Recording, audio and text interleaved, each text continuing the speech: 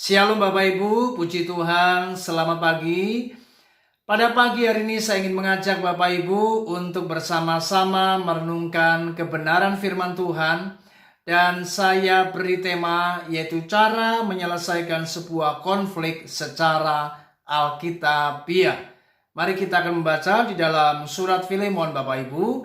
Dan dalam surat ini nanti kita akan belajar bagaimana cara Rasul Paulus menyelesaikan konflik yang ada antara Filemon dan Onesimus.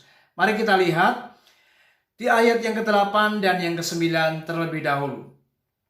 Karena itu sekalipun di dalam Kristus aku mempunyai kebebasan penuh untuk memerintahkan kepadamu apa yang harus engkau lakukan. Tetapi mengingat kasihmu itu lebih baik aku memintanya daripadamu. Aku Paulus yang sudah menjadi tua, lagi pula sekarang dipenjarakan karena Kristus Yesus. Saudara, Rasul Paulus mengirimkan surat kepada Filemon perihal hambanya yang bernama Onesimus, yang pada waktu itu memang kita ketahui Onesimus ini telah melakukan sebuah pelanggaran dan ia melarikan diri dari rumah tuanya, yaitu Filemon. Saudara, Rasul Paulus di dalam suratnya, dia ingin agar Filemon ini menerima kembali si Onesimus. Namun bukan lagi sebagai hamba, tetapi sebagai seorang saudara kekasih. Dan kita bisa baca di dalam Filemon pasal yang pertama ayat yang ke-16. Saudara, kalau kita melihat dalam kisah atau cerita ini, kita dapat belajar sesuatu yang luar biasa dari kehidupan Rasul Paulus. Bagaimana Rasul Paulus sebenarnya memiliki apa yang namanya otoritas. Dia bisa saja memerintahkan Filemon untuk menerima si Onesimus ini dengan otoritasnya. Tetapi Paulus tidak menggunakan cara pendekatan otoritas, tetapi dia menggunakan cara pendekatan kasih, di mana ia memakai sebuah istilah yaitu tetapi mengingat kasihmu itu. Perhatikan kalimat ini atau kata-kata ini. Bagaimana Rasul Paulus luar biasa di dalam menyelesaikan konflik yang ada. Dia tidak memakai pendekatan otoritas, tetapi memakai pendekatan kasih. Nah, ini luar biasa Bapak Ibu. Ada banyak seringkali kita tidak sadar bahwa otoritas yang diberikan kepada kita itu merupakan sebuah anugerah sebenarnya dari Tuhan. Tetapi kita harus benar-benar bertanggung jawab atas otoritas yang Tuhan berikan dalam kehidupan kita. Dengan kuasa otoritas, kita bisa saja memaksa orang-orang di bawah kita. Namun kita harus benar-benar waspada. Kita harus bijaksana Bapak Ibu di dalam menggunakan apa yang namanya kuasa otoritas. Karena kalau kita tidak bijak di dalam menempatkan otoritas ini, maka kita akan menjadi pemimpin-pemimpin yang tidak baik, alias pemimpin-pemimpin yang tidak bijaksana. Mari hari ini belajar dari Paulus. Bagaimana ketika ia menyelesaikan konflik yang ada. Dia benar-benar menyelesaikan konflik antara Filemon dan Onesimus ini dengan pendekatan kasih. Ia meminta dengan segala kerendahan hatinya kepada si Filemon agar Filemon dapat menerima kembali si Onesimus. Paulus benar-benar memakai pendekatan kasih.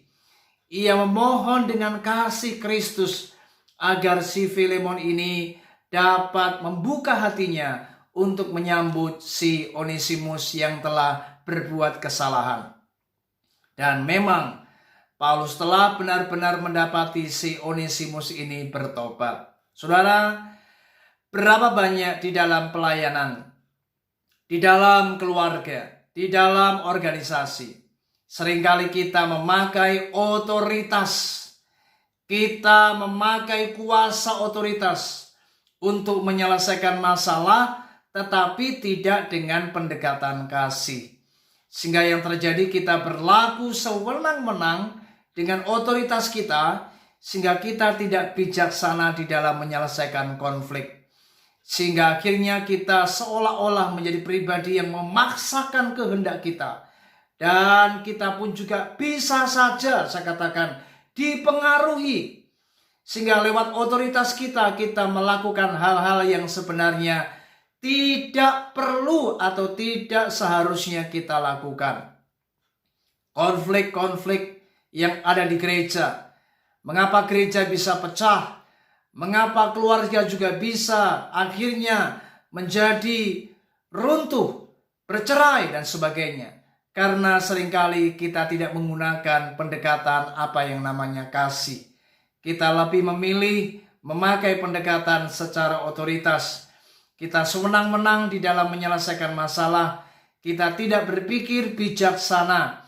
Kita tidak menggunakan pendekatan secara alkitabiah, yaitu pendekatan lewat apa yang namanya kasih. Saudara, memang ada kalanya ada beberapa hal kita harus menggunakan otoritas untuk perkara-perkara yang memang harus kita selesaikan dengan cara yang memang patut untuk kita lakukan, di mana itu harus berkaitan dengan apa yang namanya sebuah hukuman, supaya orang-orang yang berbuat kesalahan ini menjadi jera, sehingga mereka tidak mengulangi perbuatan yang sama. Tetapi ingat, di dalam setiap otoritas kita harus tetap bijaksana. Kita harus menggunakan pendekatan kasih, di mana kita bisa menyelesaikan konflik dengan cara yang lebih baik. Sehingga tidak ada orang-orang yang terluka, tidak ada orang-orang yang tersakiti, tidak ada pribadi-pribadi yang akhirnya mereka menjadi kecewa. Karena saya percaya pendekatan kasih itu jauh lebih tepat daripada pendekatan secara otoritas. Karena seringkali kalau kita menggunakan pendekatan otoritas, maka kita berlaku sewenang-wenang. Kita merasa diri orang yang hebat, orang yang layak untuk memutuskan sesuatu, dan kita bertindak sewenang-wenang.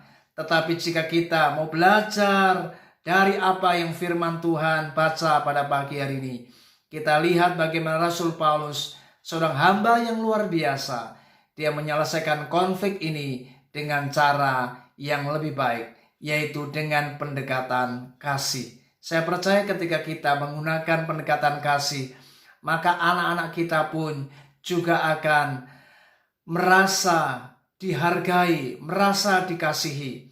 Kalau kita menggunakan pendekatan kasih, maka saya percaya rekan-rekan pelayanan kita juga merasa bagaimana mereka dihargai, dan mereka benar-benar didukung, dan mereka benar-benar diterima di dalam sebuah perkumpulan jemaat atau di dalam sebuah komunitas tubuh Kristus. Saudara, mengapa gereja bisa pecah? Mengapa terjadi yang namanya konflik yang akhirnya berujung apa yang namanya perpecahan, apa yang namanya perceraian? Semua keretakan, semua kehancuran yang terjadi seringkali diakibatkan karena kita tidak menggunakan pendekatan kasih. Tetapi kita di dalam menyelesaikan konflik, kita seringkali memakai apa yang namanya otoritas. Kita bertindak dengan sewenang-wenang dan tidak bijaksana.